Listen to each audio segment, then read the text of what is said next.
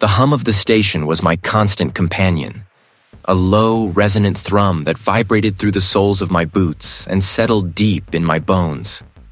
It was the only sound that wasn't my own breathing, or the rustle of a turning page, or the gentle clink of ceramic against my desk. Here, on Ethereum 7, perched on the highest spire of a moon orbiting the ice planet Xylos, solitude was not a state, but the very air I breathed. My viewport, a colossal expanse of reinforced crystalline, offered a panoramic view that few living souls had ever witnessed. Below, Xylos spun in its slow, silent orbit, a colossal sphere of ancient frozen water. It wasn't merely a planet with ice caps. It was the frozen lake. A continuous, unbroken sheet of ice, miles deep, stretched to the hazy horizon, reflecting the distant cold light of the system's primary star in a million fractured facets. Sometimes, when the atmospheric conditions were just right, I could discern the faint, ghostly outlines of geological formations beneath the ice, hinting at a buried world, a history locked in crystalline stillness. I was a cartographer, a mapmaker of the cosmic ocean. My work was an exercise in meticulous observation, in cataloging the infinitesimal, in finding the patterns in the seemingly chaotic dance of the cosmos. It was a task that demanded absolute precision, a devotion to detail that bordered on obsession. I'd rise, make my tea, always black, no sugar, the same precise steep time, and settle before my console. The holographic displays would flicker to life, painting the air before me with shimmering constellations of data, intricate webs of lines and nodes representing the energetic topology of distant space. For years, the work had been predictable, a comforting, if monotonous, ritual. Each new chart was a small victory, another piece fitted into the grand, indifferent puzzle of the universe. There was a melancholy to it, I suppose, a quiet ache that had settled in long ago. The universe was vast, beautiful, and utterly unconcerned with the single, meticulous man charting its hidden currents from a remote outpost. My life was defined by distance, distance from other people, distance from warmth, distance from the bustling, vibrant worlds I sometimes glimpsed in archived data streams. But that distance also offered a peculiar kind of peace, a clarity that came from an absence of distraction. It was on a Tuesday, or what passed for a Tuesday in this timeless drift, that I first noticed it. I was working on a region of space designated Sector Gamma 7, a relatively unremarkable quadrant known for its low-level background radiation and a scattering of dormant stellar remnants. My sensors, finely tuned instruments that could detect energetic fluctuations down to the merest tremor, had been cycling through their standard sweep. Initially, I dismissed it as a calibration error, a momentary glitch in the vast network of my arrays, a faint, almost imperceptible dip in the expected energetic resonance of a specific subregion. It was like a single, almost silent beat missing from a familiar rhythm. I ran the diagnostic checks, recalibrated the long-range harmonic detectors, even manually cross-referenced the data with historical records. Everything came back green. The instruments were functioning perfectly. Yet the dip persisted. A specific frequency, one I had come to expect as part of the cosmic background hum, was simply absent. Or perhaps it had shifted, distorted into something so subtly wrong that it barely registered as an anomaly. My fingers, calloused from years of tapping keys and adjusting fine controls, hovered over the interface. I isolated the coordinates, zoomed in on the holographic display. The anomaly manifested as a tiny, almost invisible pinprick on the energetic map, a point where the luminous threads of cosmic energy seemed to fray, to thin into nothingness. It wasn't a black hole. Those had distinct, measurable gravitational signatures. This was something else entirely. A silent pocket, an energetic vacuum. I spent the next several hours running simulations, projecting potential causes. Unlikely, given the lack of gravitational lensing. A sensor malfunction despite the diagnostics? I refused to believe it. My equipment was an extension of my own meticulous mind. No, this was real. A blank spot on the map where there should have been a known resonance. A missing note in the universe's song. It wasn't terrifying, not yet. It was merely interesting. A challenge. A puzzle dropped into the quiet, predictable rhythm of my solitary existence. My melancholy receded, replaced by a prickle of intellectual curiosity, a faint, almost forgotten spark of excitement. The universe, it seemed, still held secrets capable of rousing even the most jaded cartographer. It was an itch, a persistent, impossible hum in the back of my mind that begged for a frequency. A blank spot on the map where a known resonance should have hummed, a missing note in the universe's song.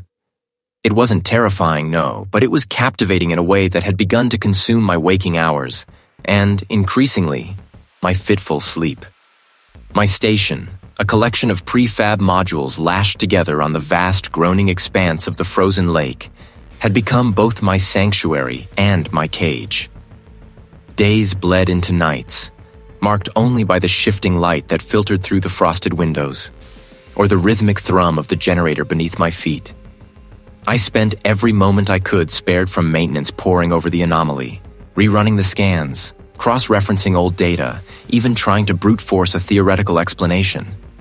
My eyes burned, my head ached, but the blank spot remained, an affront to every principle I held dear. The first discrepancy was small, easily dismissed. I'd set my multi-tool, a heavy, familiar piece of equipment, on the magnetic strip above my console. It had its own designated spot, a habit ingrained over years of working in isolation where order was paramount. The tool lay on the floor, directly beneath the console, as if it had simply dropped. I stared at it for a moment, then bent to retrieve it. Fatigue, I decided. My brain was clearly playing tricks. A few days later, the overhead light in my living module began to flicker. Not a gentle, dying flicker, but a violent, stuttering pulse that would last for a minute or two before settling back into its dull, steady glow. I made a mental note to check the junction box, but never quite got around to it. There was always the anomaly, drawing me back to the console, to the endless, fruitless pursuit of an answer. Then came the sounds. The lake was a symphony of groans and cracks, a living entity beneath the ice. But these were different. Faint, rhythmic scrapes, like something being dragged across a rough surface, always just at the edge of hearing, always ceasing the moment I stopped to listen. Ice settling, I'd tell myself, running a hand through my hair. The wind playing tricks. But the wind hadn't been blowing, not when I heard them. My routine, once a comforting anchor in the desolate landscape, began to fray. I'd leave my thermos on the charging pad, only to find it on the small, chipped table by the window an hour later. My notebook, filled with frantic calculations and diagrams of the anomaly, would shift from where I'd left it on my bunk to the floor by the door. Each time, I'd rationalize it away. I must have moved it myself and forgotten, a phantom limb of my own memory. But the seed of unease, once planted, began to sprout.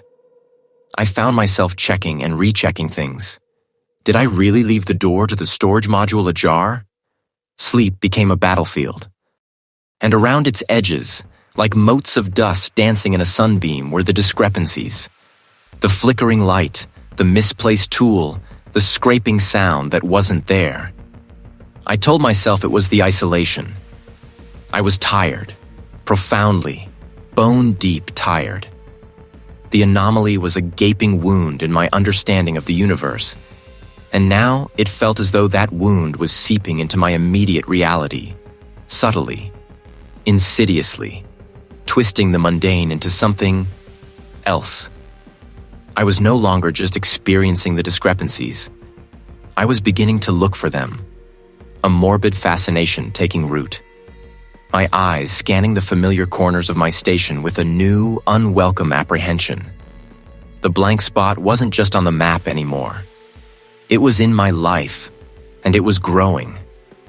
Now it felt like a vibration in my bones, a low, resonant thrum that seemed to precede the strange occurrences. I was tired, profoundly, bone-deep tired, but this fatigue had begun to feel less like exhaustion and more like a slow, systemic unraveling. The first time I was walking down corridor Beta 7, the one that ran parallel to the main observation window, overlooking the endless, featureless expanse of the frozen lake. The fluorescent lights flickered as they often did, old and failing. But this time, it wasn't just a flicker. For a fraction of a second, the entire corridor seemed to bend. The straight lines of the wall panels warped inward, the floor rippled like disturbed water, and the ceiling dipped and swayed as if made of cloth. Then, just as quickly, it snapped back, straight, solid, unyielding. My breath hitched. My heart hammered, a frantic drum against my ribs. I blinked, rubbed my eyes until I saw stars, then looked again. Nothing. Just the familiar, sterile, monotonous passage. I stood there for a long time, trying to rationalize it. A trick of the light? A spasm in my optic nerve? The pressure in my ears from the altitude? I mentally cycled through every logical explanation, clinging to each one like a lifeline. But the image of that impossible bend, the visceral wrongness of it, gnawed at the edges of my composure. Later that week, it happened again. I was in the central processing chamber, checking the automated environmental controls. I turned, slowly, a premonition tightening my gut. And there it was. That seemed to detach itself from the deepest recess of the panel and glide across the floor before vanishing into the wall opposite. My hands trembled as I gripped the console. It moved too fast. No human could move like that. No loose panel, no malfunctioning sensor, no explanation. Just the echo of that impossible speed, that impossible shape, burned into my retina. Sleep offered no refuge. My nights became a succession of fragmented, abstract horrors. I would drift into a state that wasn't quite sleep, where the hum of the station would transform into a low, guttural growl, and the blackness behind my eyelids would swirl with impossible geometries. I felt pressures I couldn't explain, as if the entire weight of the frozen lake, miles of ice and water, was pressing down on my chest, crushing me. The line between waking and dreaming began to blur. Was the bend in the corridor a residual image from a nightmare? I started questioning everything. My own eyes, my own ears, the very fabric of my perception. The automated systems, once my only companions, now felt like a source of insidious mockery. Their chirps and beeps, their predictable reports of atmospheric pressure and energy consumption, seemed to mock my unraveling sanity. I stopped checking the logs as frequently. I let the routine maintenance alerts go unacknowledged for longer, sometimes ignoring them entirely. It would register my inputs, yes, but it wouldn't understand the tremor in my fingers, the doubt in my heart, the terrifying suspicion that I was losing my grip. The weekly check-in with the nearest manned outpost, a distant flicker across the frozen wastes, became a source of intense anxiety. What would I say? They'd send a retrieval team, label me unfit, and I'd be replaced. The thought of leaving this place, of having my perceived breakdown confirmed, was almost as terrifying as the breakdown itself. Utterly broken. I began to actively avoid the few communication channels I had. The outpost would surely try to contact me, then send a team. I couldn't allow it. Not yet. Not while I was on the cusp of something. My days blurred into a relentless cycle of data acquisition and analysis. The anomaly, a spatial distortion that shimmered like heat haze over the ancient ice, was not merely a physical phenomenon. Its signature, the complex energy readings, the subtle gravitational fluctuations, the inexplicable shifts in local electromagnetic fields, contained an underlying structure, a complexity that hinted at more than just a random cosmic event. I pored over the spectral readouts, the quantum entanglement patterns, the strange, non-local correlations that defied all known physics. It was in the deeper layers, the faint background noise beneath the dominant frequencies, that I first found them. Not patterns in the traditional sense, not mathematical sequences or repeating waves. These were something else entirely. Ancient, faint signals, embedded within the very fabric of the anomaly's output, like an echo from a time before time. They weren't language, not even proto-language. There were no phonemes, no syntax, no discernible grammar. Instead, they were raw, primal data, a kind of fundamental information that bypassed my cognitive processes and went straight for something deeper, something instinctual. I saw them as complex fractal geometries that shifted and reformed with impossible speed, or as resonant frequencies that hummed just below the threshold of hearing, yet vibrated in my bones. Sometimes they appeared as a sudden, inexplicable weight in my chest, a pressure that had no physical source. They seemed to ripple my internal monologue, twisting my thoughts, making my own voice in my head feel foreign. This isn't yours, Blake. The thought wasn't mine. Or was it? It felt like a subtle inflection, a strange emphasis on certain words, a sudden doubt injected into my most certain conclusions. I'd find myself staring blankly at a screen, having completely forgotten what I was looking for, only to remember moments later with a jolt of alarm.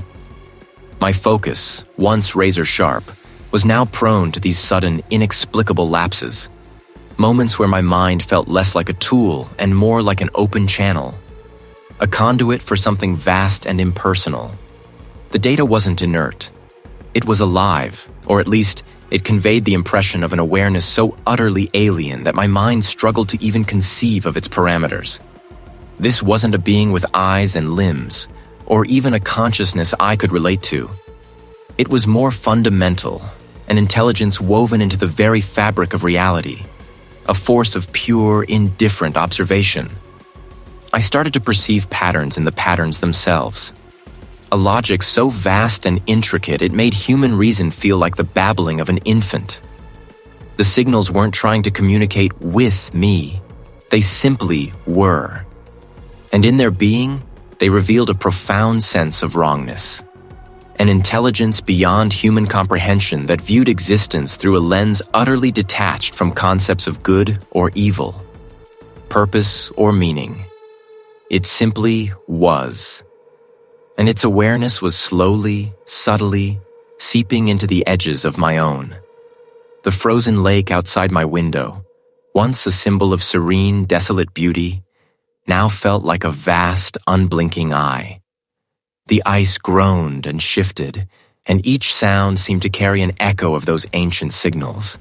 A low, resonant thrum that vibrated not just in the air, but in the deepest parts of my mind. I was becoming part of the experiment, and the intelligence that oversaw it was patient, infinite, and utterly terrifyingly incomprehensible. And now, it had found me. The ice groaned and shifted, and each deep, resonant sigh from the frozen lake outside my window felt like a warning, a prelude to something I couldn't quite grasp. It had been like that for days or weeks. I found myself staring at the same paragraph in my journal, my hand hovering over the page, quill poised. Tuesday? No, that wasn't right. I distinctly remembered him saying Wednesday. He'd made a point of it, a small joke about the middle of the week. Hadn't he? I closed my eyes, trying to conjure the conversation, the exact inflection of his voice. But the memory was a blur, like a photograph smudged by a thumb. I opened my eyes and looked at the page again. Tuesday. My own handwriting, clear and firm. But the conviction that it was Wednesday was just as strong, a phantom echo of a conversation that might never have happened. Or perhaps it had, but I had written it down incorrectly. Or perhaps my notes were right and my mind was playing tricks. This wasn't new. It had started subtly, a misplaced object, a forgotten reason for entering a room. Then it escalated. I'd find myself mid-sentence, utterly unable to recall what I was talking about. Or I'd recall a heated argument with myself about a specific detail, only to later realize I had never had that argument, or the detail itself was entirely fabricated. My internal landscape, once a familiar terrain, had become a shifting desert. Desperate, I'd started to document everything. Every thought, every observation, every conversation, no matter how trivial. My journal, once a repository for musings, was now a frantic, sprawling attempt to anchor myself to reality. I wrote about the way the light fell on the lake, the taste of my morning tea, the precise moment I heard a particular groan from the ice. I tried to capture the essence of each passing hour, to build an irrefutable record. But even my notes had begun to betray me. Constant hum vibrates through the floorboards. It's always there. The hum. I'd forgotten the hum. And now that I thought about it, yes, it was there. A deep, almost subliminal thrumming that I had simply ceased to notice. Or rather, that my memory had erased until reminded by my own hand. How could I have forgotten something so pervasive? Then there were the flashes. Not memories, not exactly. More like intrusions. A faint, acrid scent, like ozone mixed with something ancient and mineral, that would vanish as quickly as it appeared. They were never clear images, just raw sensory data that didn't belong, like static on a channel I shouldn't be receiving. I clutched my head, the quill falling to the floor with a soft clatter. My own words, my own attempts at truth, were conspiring against me. If I couldn't trust my memory, and I couldn't trust the very pages I wrote upon, what was left? Was I truly losing my mind? Or was something else at play, something subtle and insidious, warping the very fabric of my perception? It seemed to watch me, its surface a mirror to the chaos churning within. Each groan, each shift, was a quiet reminder that beneath the placid surface lay an unimaginable depth. And perhaps, an equally unfathomable pressure was building. Not just in the ice, but in the brittle structure of my own mind. I looked at my journal, a monument to a rapidly dissolving self, and wondered if the Blake who wrote the next sentence would even be the same Blake who wrote the last. The frozen lake outside continued its slow, patient work, its vast, unblinking eye reflecting the bleak winter sky. It seemed to watch me, its surface. And then, it wasn't just watching. A tremor, not of the earth, but of perception rippled through me. Porous. The walls, once unyielding wood, seemed to breathe, their grain shifting in patterns too complex to follow, too fleeting to grasp. It was like trying to read a language written in the passage of smoke. I walked to the window, my breath fogging the glass, then clearing to reveal the expanse of ice. The lake was no longer merely a mirror, it was a lens. And through that lens, something was reaching. Not with tendrils of light or sound, but with an insinuation that bypassed my senses entirely, settling directly into the synaptic pathways of my mind. Not a conversation, not an attack, but a fundamental engagement. A presence that, by its very nature, reshaped the landscape of my internal world. It was a sculptor of thought, not with tools, but with its sheer, indifferent existence. My identity began to fray at the edges. Were these my hands? The memories attached to them, the splinter from the porch, the warmth of the mug of tea, felt like borrowed narratives, stories I'd overheard rather than lived. The continuity of Blake, the man who had come to this cabin, began to warp, becoming less a coherent thread and more a tangled skein, each strand vibrating with a different, contradictory truth. The lake, from my window, shimmered with an impossible light, not sunlight, but an inner luminescence that seemed to emanate from the very fabric of its frozen depths. I felt an urge, a compulsion to understand, to decode the shifting patterns on its surface, the way the ice fractured and refroze in miniature silent explosions. There had to be a logic, a grammar to this intrusion. If I could just grasp its language, perhaps I could find a way to shield myself, or at least to comprehend the nature of this slow, psychological erosion. I spent hours, days perhaps. Time had become a fluid, unreliable concept, staring out, tracing the invisible lines of influence. I focused on the intricate frost patterns on the window pane, searching for a fractal geometry that might betray its source. I looked for a sequence, a code, anything that would give form to the formless assault on my cognition. But there was no language in the human sense. There was only the unraveling. Each attempt to find a pattern only served to dismantle my own. My thoughts, once linear, became circuitous, looping back on themselves, contradicting their own premise. I would formulate a theory about the lake's influence, only for the words in my head to rearrange themselves, presenting an entirely new, equally plausible, yet utterly incompatible explanation. It was like trying to build a sandcastle on a tide that wasn't just rising, but actively dissolving the grains beneath my fingers. The horror wasn't of being attacked, but of being unmade. This entity wasn't malicious. It simply was. Its presence was an anti-cognitive force, its language, a series of non sequiturs that, when absorbed, dismantled the very scaffolding of my mind. My memories became a jumble of disconnected images, my sense of self a patchwork quilt where the stitches were coming undone. I'd find myself in the middle of a sentence, having forgotten how it began, or what I was trying to communicate. A stranger behind my own eyes. Who was Blake? Was he the man who had left the city seeking solitude? Or merely a transient collection of dissolving thoughts, momentarily coalescing around a borrowed identity? The question had become a gnawing thing, a splinter in the mind, and it had grown sharper with each step across the frozen lake. The vast expanse of white, scarred by ancient cracks that spiderwebbed into the distance, offered no answers, but into the very fabric of my thoughts. You never were. A voice breathed, soft as the sifting snow, yet sharp as glass. It was my voice, unmistakably.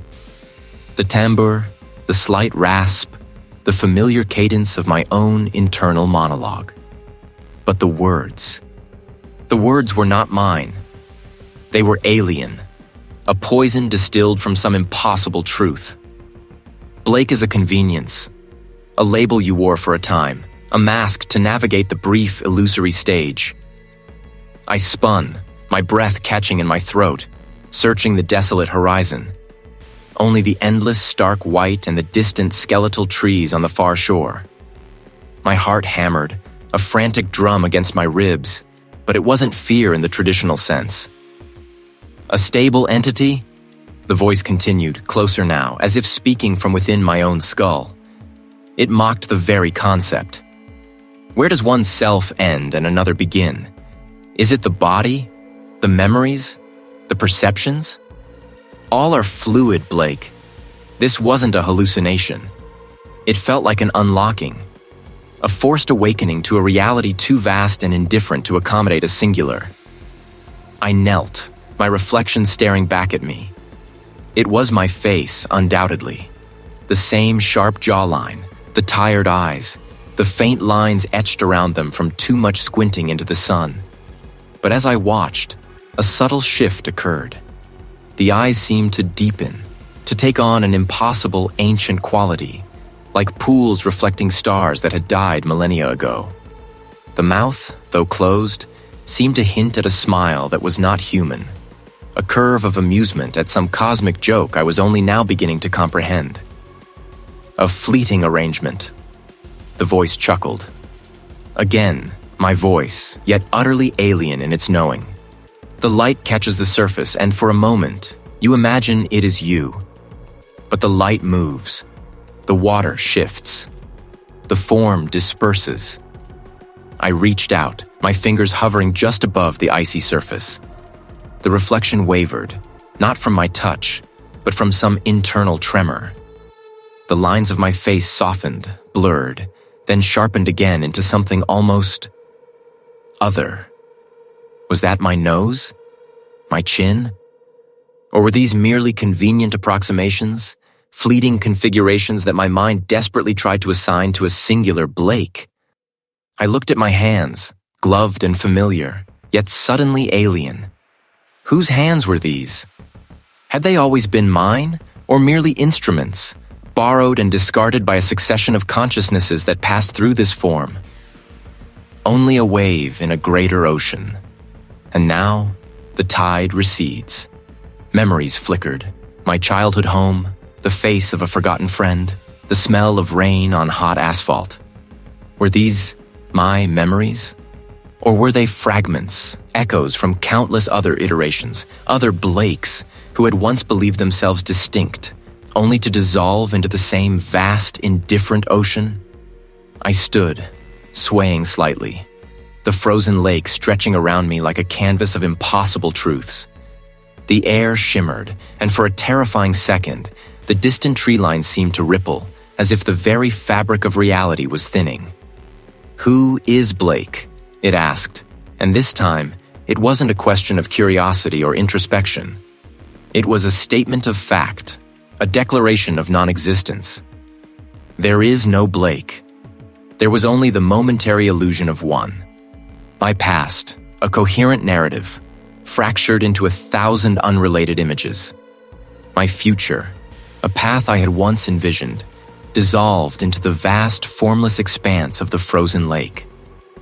I was dissolving, not physically, but internally, the boundaries of myself eroding with each alien truth, each distorted reflection. My past, a coherent narrative, fractured into 1,000 unrelated shards, none of them mine. It wasn't a thought, not truly, but a resonance, a vibration in the marrow of my bones. It was the anomaly, a presence I could no longer deny, no longer ignore, no longer merely observe. It was calling. The call was not a sound, but a direction, an irresistible magnetic pull. It didn't speak of danger or warning. It sang of completion. All the fragmented pieces of myself, all the questions that had haunted my waking hours and invaded my dreams, all the gnawing uncertainties about reality itself, the anomaly promised to gather them, to answer them, to make them whole. It promised a fundamental understanding, a truth so absolute it would dissolve all other truths, rendering them irrelevant. It offered to unravel the very fabric of existence and reweave it before my eyes, showing me the hidden stitches, the unseen patterns, the raw, unvarnished essence of everything. The wind whipped past, a biting reminder of the physical world, but its touch felt distant, academic. My eyes were fixed on the shimmering distortion far across the ice, the place where the world bent, where the light fractured into impossible angles. It wasn't just a visual phenomenon anymore. It was a node, a nexus of pure, unfiltered insight. My mind, or what remained of it, craved to merge with that torrent of information, to plunge into its depths and let its currents carry me to the ultimate shore of knowledge. Every rational fiber of my being screamed. I knew, with a clarity that was both horrifying and utterly useless, that this was the trap. This was the lure that would not only break my sanity, but dissolve my very self, scattering the dust of my mind to the unfeeling winds of the cosmos. It was a siren song for the soul, and I was a sailor lashed to the mast, desperate to break free, yet already leaning into the sound, my ears ringing with its terrible beauty. The rational Blake, the man who once valued his coherent identity, was a ghost now, a fading echo against the growing roar of this deeper, more fundamental impulse. My feet moved, slowly at first, then with an accelerating inevitability. The ice crunched under my boots, a sharp, brittle sound that seemed to mock the softness of my impending surrender. Each step was a pact, a further erosion of the boundaries between myself and the unknowable. I walked towards the distortion, a shimmering haze that pulsed with an internal light, not physical, but perceived by some deeper sense. It was the heart of the world, or perhaps the edge of it, and it beckoned with the promise of everything. The closer I got, the more the world around me seemed to recede, fading into a monochrome blur. Only the anomaly held definition, its edges sharpening, its internal light growing more intense. It wasn't a thing to be seen with the eyes, but to be felt with the entire nervous system. It hummed, a low, resonant frequency that vibrated through my bones, harmonizing with the desperate longing in my chest. To merge with its essence, its data stream. The words felt inadequate, clumsy. It was more than data. It was the raw, uninterpreted flow of existence, the very blueprint of reality, and I felt myself stretching towards it. An elastic band pulled taut, about to snap. What would remain of me after such a merging? A single wave absorbed back into the boundless ocean? A thought dissolved into the universal consciousness? It was a trade. Myself for the self, my fleeting awareness for the entirety of awareness. And the lure, the terrible, magnificent lure of that fundamental understanding, was too strong to resist. It was a gravity I could not escape, a current that had seized me and was pulling me relentlessly towards its source. I was almost there. The shimmering haze filled my vision, washing out the frozen lake, the pale sky, everything. It was no longer an external phenomenon. It was all around me, within me. My final steps were less a conscious act and more a falling, a dive into the heart of the unknowable. I stretched out a hand, not to touch, but to offer, to give myself over completely. The truth awaited, and I, Blake, or what was left of him, was ready to become part of it no matter the cost. My breath hitched in my throat, a ragged gasp of surrender. All fear had leached away, replaced by an unnerving clarity, a desperate final resolve. I had to know. I had to understand. This was my last chance, my last breath of sanity before whatever this was consumed me entirely. I extended a hand, not to touch, but to offer, to open. It was a gesture of profound vulnerability, an unbarring of my innermost being to an unknown, unknowable force. My mind, a fragile vessel, strained against the invisible barrier. "Show me," I pleaded, a silent scream within my skull. "Let me see." And then it answered. It wasn't a voice or an image or a feeling. It was an infusion, a torrent of pure being, unfiltered and unmediated, poured into the very core of my consciousness. It was as if every thought, every memory, every concept I had ever held was instantly, brutally overwritten. First, the formlessness. Not the absence of form, but the impossibility of it. My mind, accustomed to edges, to surfaces, to the comforting lie of individuality, recoiled. It was worse. It was the absolute, crushing revelation that what I perceived as distinct objects, as separate entities, were merely ripples in an ocean of undifferentiated consciousness.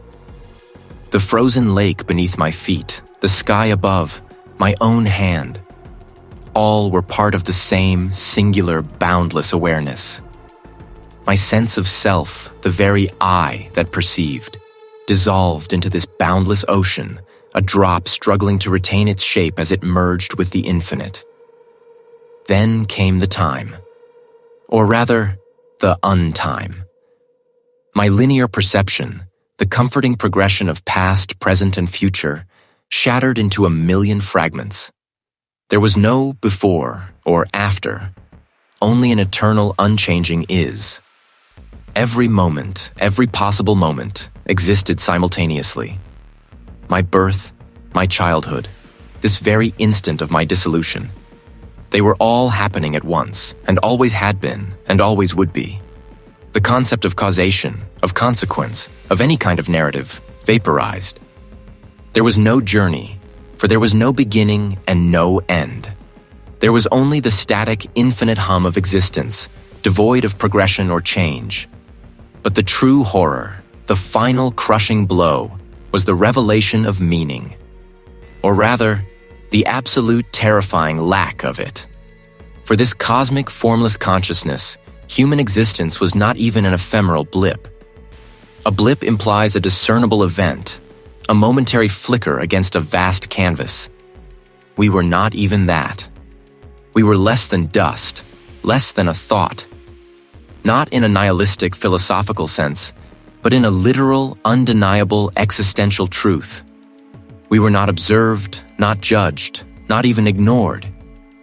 We simply were not, in any way that mattered to the boundless awareness that permeated everything.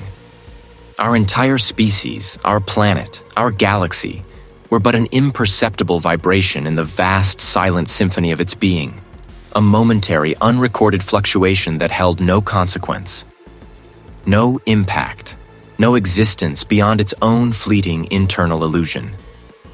My mind, what was left of it, screamed.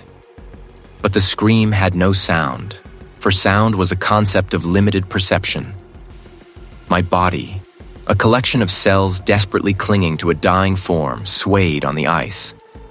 But there was no my body, for individuality was a lie. The pressure in my skull became an outward explosion, not of blood and bone, but of coherence. The word Blake became a foreign sound, an echo from a life that had never truly been. I fell. Or perhaps the ground rose to meet me. Or perhaps falling and rising were just more of the comforting illusions I had shed. My limbs twitched, a final, pathetic dance of a mechanism that no longer had a driver. My mouth hung open, a silent testament to the unspeakable, incomprehensible truth that had been downloaded directly into my soul. The shimmering haze, now no longer just in my vision, but within me, pulsed. And in that knowing, I ceased to be. Blake was gone. A light that was not light, but pure, unadulterated knowing. And in that knowing, I became undone. Not a sensation, not a discomfort, but a fundamental truth, carved into the very fabric of whatever remained of perception. It was the ice. I was on the ice. The vast, unbroken sheet of the frozen lake stretched into an eternity of white and gray, mirroring a sky that held no sun, only a diffuse, pervasive pallor. My body lay splayed, a discarded marionette, the strings cut, or perhaps reattached to an invisible, unknowable hand. My name, Blake. It echoed, a label for a vessel. The vessel was here, on the ice. The ice was hard. The ice was knowing. No, not knowing. What was I? A collection of atoms, animated by a memory of a soul. The wind, a living blade, scoured the surface of the lake, and I felt it, not on my skin, but through the remnants of my perception. It was the wind, but it was also the sigh of a billion-year-old emptiness, indifferent, vast, and utterly without malice. It simply was. And I, or what was left of me, simply was within it. My eyes, they saw. They saw the intricate patterns of frost, the faint, almost imperceptible cracks webbing across the surface, each one a testament to the immense, silent pressure of the frozen world. But what they saw, they did not process. They were just data, adrift in a sea of alien echoes. The echoes. They were not sounds, not voices. They were the reverberations of the knowing, the infinite light that had shattered me. Fragments of impossibly vast concepts, of cosmic truths too grand for any human mind, now bounced and collided within the broken confines of my skull, but only for the endless, cyclical dance of its own being. These were not thoughts I could grasp, only sensations, profound and utterly alien, that shimmered and faded, leaving behind a residue of cosmic dust. I tried to move, a flicker of an old impulse. My fingers twitched, scraping against the rough ice. The sensation was distant, as if felt through layers of gauze, through miles of frozen air. It was my hand, but the will was not mine. It was an echo of a will, a ghostly afterimage of a man who once controlled his own limbs. Now I was merely a passenger, or perhaps the broken seat upon which something else briefly rested. It pressed down, a colossal weight of indifference. There was no warmth, no comfort, no promise. There was no fear. Fear was a human emotion, a product of a cohesive mind, a self that sought to preserve itself. I had no self. I had no preservation. There was only the continuous, gentle hum of the alien echoes, a constant low thrum that vibrated through every atom of my being. It was the sound of my consciousness, or what remained of it, being perpetually rewritten, erased, and rewritten again by forces utterly beyond my comprehension. My breathing was shallow, automatic. My heart beat, a dull thud against the ice, a mechanical function of a body that refused to die, even as its occupant had been utterly annihilated. I was a living monument to cosmic indifference, a testament to the fact that existence continued, even when meaning was obliterated. The man who charted stars, who dreamed of the unknown, who felt the pang of loneliness. He was a memory, a wisp of smoke dissipated by an unbearable light. The frozen lake was my tomb, my cradle, my everything. Not a piece of comfort, but a piece of utter surrender, of absolute non-resistance. My final entries in the station's automated logs, recorded by a hand that still moved, a mouth that still formed sounds, but a mind that was already elsewhere, were fragmented. They spoke of the ice, not as a physical thing, but as a concept of infinite depth. They described the light as a sound, a taste, a constant pressure. They contained strings of numbers that made no sense, impossible equations. And finally, a single repeated word. Only echoes. Echoes. Echoes. The wind, a razor made of ice, scoured the vast, unbroken white. It had been weeks since the last transmission, months since Blake's final garbled report. The search and recovery team, 4 figures clad in insulated Arctic gear, moved like slow, methodical insects across the frozen expanse of the lake. "Target in sight," crackled the lead's voice over the comms, flat and professional. His breath plumed, instantly freezing on the fur trim of his hood. It sat low, almost swallowed by the ice, a testament to human persistence against an indifferent world. But this was different. The station wasn't merely abandoned, it looked wrong. The usual accumulation of snow and rime was there, but beneath it, the structure seemed to have softened. Its sharp lines blurred not by drift, but by an unsettling integration with the ice itself. No power signature, no comms, a stoic woman named Anya reported. They dismounted, their heavy boots crunching on the packed snow. The air around the station was still, the wind oddly diverted, leaving an unnatural pocket of calm. Miller approached a main hatch, its locking mechanism encased in a thick layer of crystalline ice. It wasn't just frozen. It seemed to have been grown into place, the ice reaching into the metal like roots. Or something else did, Miller murmured, more to himself than to her. He produced a specialized thermal torch. The ice hissed and steamed, but melted reluctantly, revealing scarred, pitted metal beneath. Finally, with a groan of tortured hinges, the hatch yielded, like the scent of deep earth and forgotten dreams. Miller stepped inside, his headlamp cutting through the gloom. The interior was a tableau of suspended animation. Everything was coated in a fine, shimmering layer of frost. Blake's personal effects were still there. A mug on a counter, a half-eaten ration bar, a pen beside a journal. But they were not merely frozen. The frost was not typical. It had a crystalline structure unlike any Miller had ever seen, complex and geometric, almost fractal in its precision. It pulsed faintly under his light, a ghost of an inner luminescence. They were covered in intricate, swirling patterns of ice, as if an artist had painstakingly etched them there, patterns that seemed to echo the vast, indifferent emptiness outside. "No sign of Blake," Anya reported, her voice hushed. They moved through the station, each step crunching ominously. In what must have been Blake's personal quarters, they found it. Not a body, not even remains in the conventional sense. On the desk, where a journal lay open, the pages were not paper.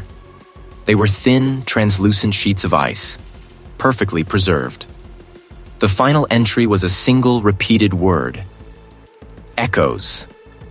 Beside the journal, a single glove lay, not leather, but a perfect shimmering replica in ice, its fibers intricate, the texture of a human hand discernible within. It was frozen to the desk, fused with the crystalline surface. It pulsed with the same faint internal light that permeated the station. Miller reached out a gloved finger, not quite touching it. It was as if Blake's presence, his very essence, had not vanished, but had been absorbed, becoming part of the station, part of the ice, a living, vibrating stain on reality. What? Miller didn't answer. He knew.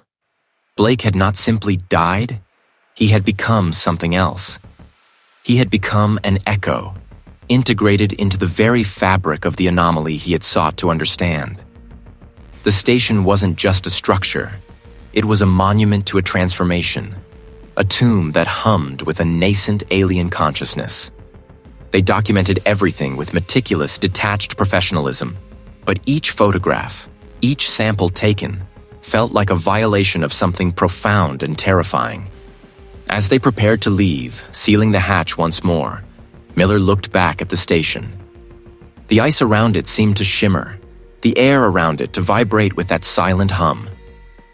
They left as quickly as they could, the snowmobiles roaring back across the endless lake. It had seeped into their minds, leaving an indelible mark. Waiting just beyond the thin veneer of human understanding, ready to absorb, to resonate, to transform. And the echoes they knew would linger.